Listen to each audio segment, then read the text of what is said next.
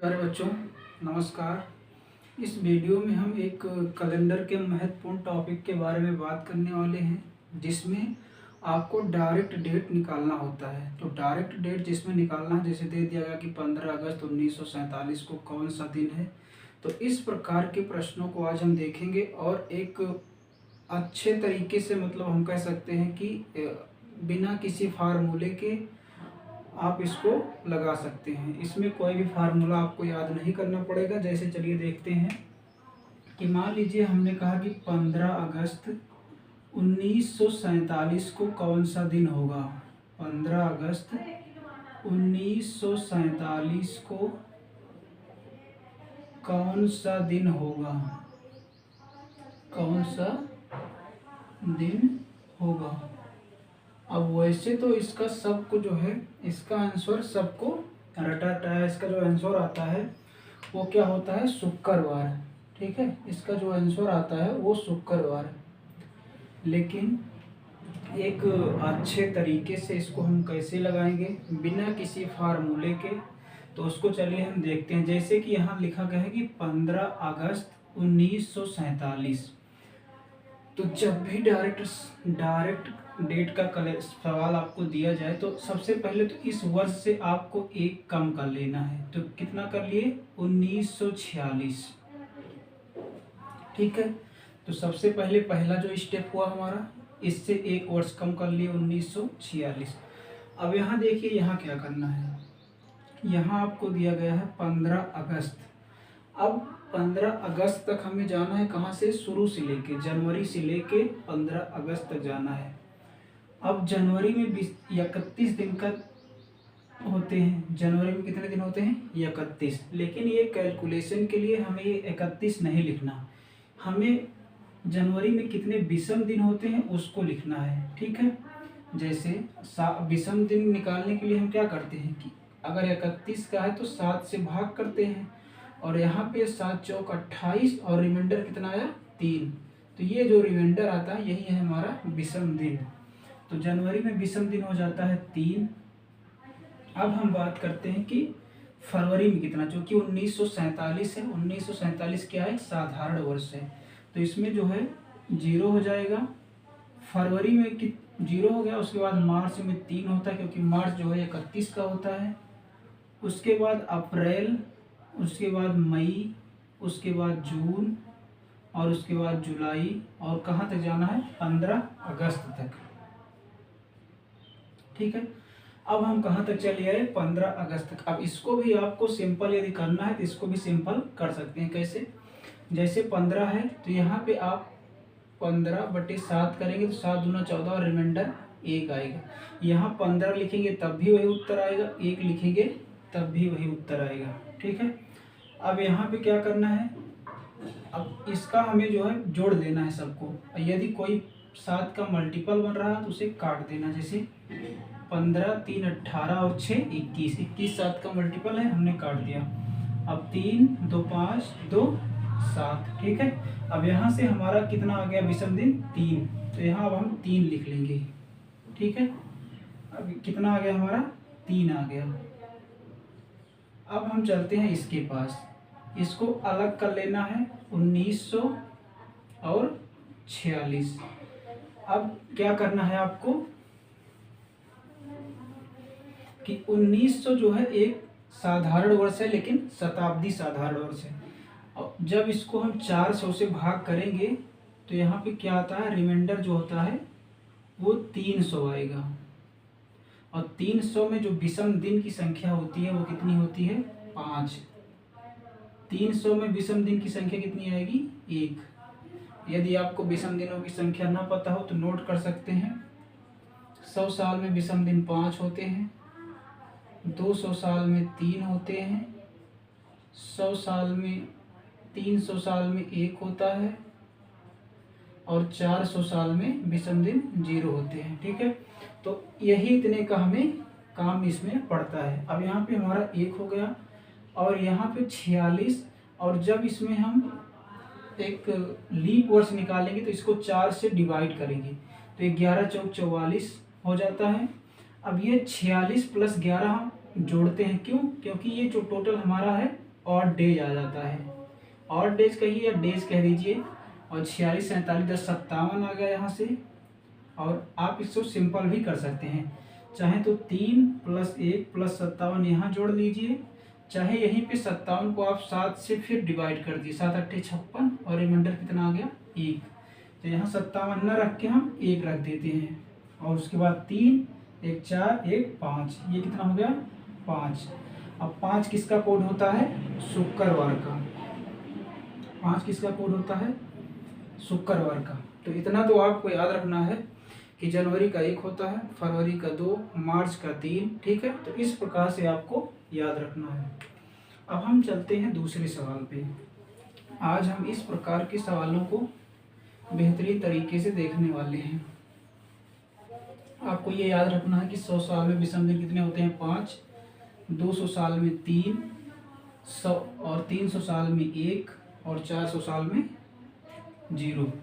अब जो दूसरा प्रश्न है हमारा कि मान लीजिए हम आज की तारीख ले लेते हैं 20 मई 2023 को कौन सा दिन होगा, को कौन सा दिन होगा।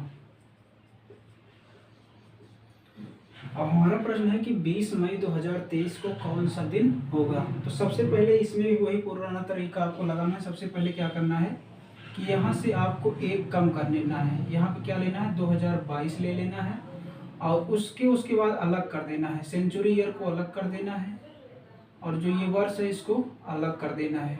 ठीक है, अब यहाँ पे तो आप जानते हैं 400 से पूरा डिविजिबल है, तो यहाँ पे जो विषम दिन आएगा वो कितना हो जाएगा 400 से, तो रिमाइंडर 0 आ जाएगा, तो विषम दिन 0 हो गया। अब यहाँ पे 22 है, यहाँ पे भी आपको 4 से भाग देना है, तो 4 पंचे 20 कितनी बार जाएगा 5 बार। तो यहाँ पे जो लिखा जाता है वो होता है लीप वर्ष, तो 5 बार जाएगा तो 5 लीप वर्ष आएगा। ठीक है, तो यहाँ पे टोटल जो डेज हो गया वो 27 हो गया। ये टोटल डेज आता है। अगर ये ना समझ में आए तो 22 को हम इस प्रकार से भी तोड़ सकते हैं, जैसे 22 में यदि 4 से आप भाग करेंगे तो कितने लीप ईयर से आ जाएंगे 5, और जब इसमें से घटाएंगे तो 17 साधारण वर्ष आ गया। अब 17 साधारण वर्ष 5 लीप वर्ष, अब इसमें हम दिन निकालेंगे तो इसमें 2 से मल्टीप्लाई, इसमें 1 से, तो यहाँ 17 आया, यहाँ पे 10 आया, 17 10 27। तो उसी प्रकार से यहाँ पे हम डायरेक्ट कर देते हैं, ये 27 आ गया। ठीक है, और भी डायरेक्ट करना है, क्योंकि डेज सबसे कम जो डेज होता है वो 7 से कम होना चाहिए, 7 से बड़ा, तो यहाँ पे 7 से आप डिवाइड कर सकते हैं। तो 7 चौक 28, लेकिन 7 त्रिक 21, यहाँ पे क्या हो गया रिमाइंडर 6। तो अब इसका काम नहीं है, केवल आपका इतने का काम है रिमाइंडर 6। ओके, अब चलते हैं 20 मई के पास। 1 जनवरी से आपको 20 मई के पास जाना है। ठीक है, 1 जनवरी से 20 मई के पास जाना है। तो 1 जनवरी में विषम दिन की संख्या 3 होती है। फरवरी में चूंकि ये क्या है साधारण वर्ष है तो 0 होगा, यही लीप वर्ष होता तो 1 होता। उसके बाद मार्च, फिर अप्रैल, और उसके बाद 20 मई तक जाना है। चाहे तो 20 लिखिए या 7 दूनी 14 6, यहाँ पे 6 लिख दीजिए। 6 लिखेंगे तब भी वही उत्तर आएगा, और 20 लिखेंगे तब भी वही उत्तर आएगा। और यदि 7 का मल्टीपल बन रहा है तो काट देना है। 3 3 6 8 6 14, इसको आप काट दीजिए। यहाँ से 2 आ गया और वहाँ से कितना आ गया रिमाइंडर 6, यहाँ से 2 वहाँ से 6, ये कितना हो गया 8। यदि 8 से यहाँ पे डिवाइड करेंगे तो क्या आ जाएगा रिमाइंडर 1। ये थोड़ा सा कहीं गड़बड़ हो रहा है, जैसे 20 मई 2023 को यहाँ से हमने किया 2022, और उसके बाद 2000 अलग किया, फिर 22 अलग किया, फिर 4 पंचे 20, 5 किया, 22 5 27, और 7 त्रिक 21, रिमाइंडर आया 6। ठीक है, उसके बाद 2000, फिर 20 मई तक हमें जाना है। जनवरी, फरवरी, मार्च, अप्रैल, उसके बाद मई। ठीक है, मई में हमें कहाँ तक जाना है, मान लीजिए 20 ही ले लेते हैं। 20, तो ये कितना होगा 20 3 23, 20 3 23, 3 26 और 2 28, यहाँ हो गया 28, और वहाँ से आ गया 0, यहाँ से आ गया 6, 28 2 30 और 4 34, ये 34 और डिवाइड करेंगे 7 से, तो 7 चौक 28, 2 30, 4 34, तो रिमाइंडर कितना आ गया 6। ठीक है, रिमाइंडर कितना आ गया 6। और 6 किसके लिए यूज होता है, तो सैटरडे, शनिवार। ठीक है, तो इस प्रकार से इसको भी आप लगा सकते हैं। अब हम आगे चलते हैं। तो इस प्रकार से आप देख रहे हो कि बिना किसी भी सूत्र को याद किए हुए इन सवालों को हम लगा पा रहे हैं। केवल एक ही चीज़ आपको याद करना है कि 100 साल में विषम दिन की संख्या 5 होती है, 200 साल में विषम दिन की संख्या 3 होती है, 300 साल में विषम दिन की संख्या 1 होती है और 400 साल में विषम दिन की संख्या 0 होती है। चलिए अब हम चलते हैं अगले सवाल पे। अगला है हमारा कि 1 जनवरी 2000 ईस्वी को कौन सा दिन होगा, कौन सा दिन होगा। 1 जनवरी 2000 ईस्वी को कौन सा दिन होगा। फिर वहीं पे हमें जाना है कि यहाँ पे आप जान रहे हैं कि इससे हम हमेशा एक कमाएं, जो भी दिया हो डायरेक्ट डेट में उससे आपको एक कमाना है। तो यहाँ पे हम आएंगे 1999 के पास और यहाँ पे 1900 को अलग करेंगे और 99 को अलग करेंगे। यहाँ से विषम दिन आता है आपका 3। ठीक है, और यहाँ से आप जानते हैं कि 4 से भाग करेंगे तो लीप ईयर्स आएगा 24 और इसको जोड़ेंगे तो कितना आएगा 123 और जब 7 से डिवाइड करेंगे यहाँ पे तो रिमाइंडर कितना आएगा 7 एकम 7, 5 12 53, 7 7 49, यहाँ से 4 आएगा। तो रिमाइंडर कितना आ गया 4, यहाँ से 3 और जनवरी में हमें कहाँ तक जाना है 1, तो इसको जोड़ लेना है। ठीक है, 4 + 3 + 1, 4 + 3 + 1, 4 3 7 और 1 8, 7 से डिवाइड करना है तो रिमाइंडर कितना आएगा 1। तो यहाँ भी क्या आ जाएगा आपका मंडे। ठीक है, तो इस प्रकार से इसको आप चेक कर सकते हैं। क्या लिखा था 1 जनवरी 2000 ईस्वी को कौन सा दिन होगा। सबसे पहले हम 1 वर्ष कम किए 1999 आए। यहाँ पे हमने सेंचुरी ईयर को अलग कर लिया, 1900 को अलग कर लिया, 99 को अलग कर दिया। अब यहाँ पे 400 से हमने भाग किया तो रिमाइंडर कितना है 300 और 300 में जो विषम दिनों की संख्या होती है वो कितनी होती है 1। 300 साल में विषम दिनों की संख्या कितनी होती है 1। ठीक है, 300 साल में विषम दिनों की संख्या 1 और उसके बाद यहाँ पे लीप वर्ष निकालना है तो 24 आएगा, जोड़ेंगे तो 123, 7 से डिवाइड करेंगे तो रिमाइंडर कितना आएगा 4। अब यहाँ से हम 4 1 5 1 6, ठीक है, कितना आएगा 6, 1 + 1 और +4, तो यहाँ से आ जाएगा 6 और ये क्या हो जाएगा 6 किसका होता है शनिवार का। ओके, तो इस प्रकार से हम इन सवालों को लगा सकते हैं। चलिए एक आध दो सवाल और भी देख लेते हैं। अगला है हमारा, अगला सवाल हम देखते हैं। अगला है कि 1 मार्च 2016, 1 मार्च 2016 को कौन सा दिन होगा। 1 मार्च 2016 को कौन सा दिन होगा। अब सबसे पहले फिर वही काम करेंगे हम, इससे एक कम आएंगे तो कितना आएंगे 2015 पे आ गई और यहाँ से हमने अलग कर लिया, 2000 को अलग कर लिया और 15 को अलग कर लिया। यहाँ तो रिमाइंडर कितना होगा 0 और यहाँ से 4 3 12, ठीक है, कितना होगा 4 3 12, यहाँ से होगा 18 और यहाँ मार्च तक जाना, चूँकि ये क्या है लीप वर्ष, तो जनवरी में 3, फरवरी में 1 और मार्च के 1 तक जाना है।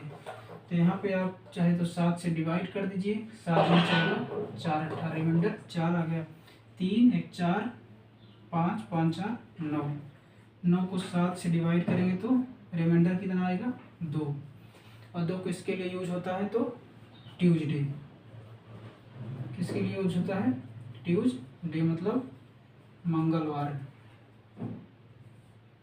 ठीक है, किसके लिए होता है? मंगलवार के लिए। चलिए आज का आखिरी प्रश्न भी देख लेते हैं एक और।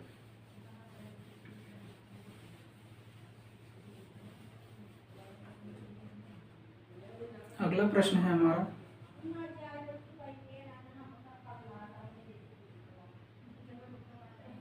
4 सितंबर 2001 को कौन सा दिन होगा? 4 सितंबर 2001 को कौन सा दिन होगा? तो सबसे पहले आपको क्या करना है कि इससे एक कम जाना है, तो कहाँ जाएंगे? 2000 हो गया। चूँकि अब यहाँ से हम कुछ अलग कर नहीं सकते, 2000 अलग करेंगे यहाँ से तो जहाँ 0 आ जाएगा।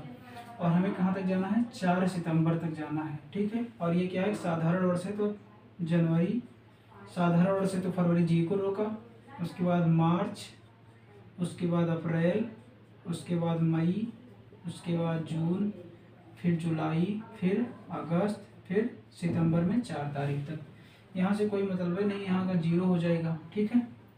अब जो भी 7 का मल्टीपल बन रहा काट जोड़ने में उसको काट, जैसे 2 3 5 2 7 हो गया, 4 3 7 हो गया, यहाँ से 3 3 6 3 9, और 7 से डिवाइड करेंगे तो रिमाइंडर क्या आएगा? 2। यहाँ में क्या आ जाएगा? ट्यूसडे, ठीक है। तो सेशन कैसा लगा ज़रूर बताना। Thank you.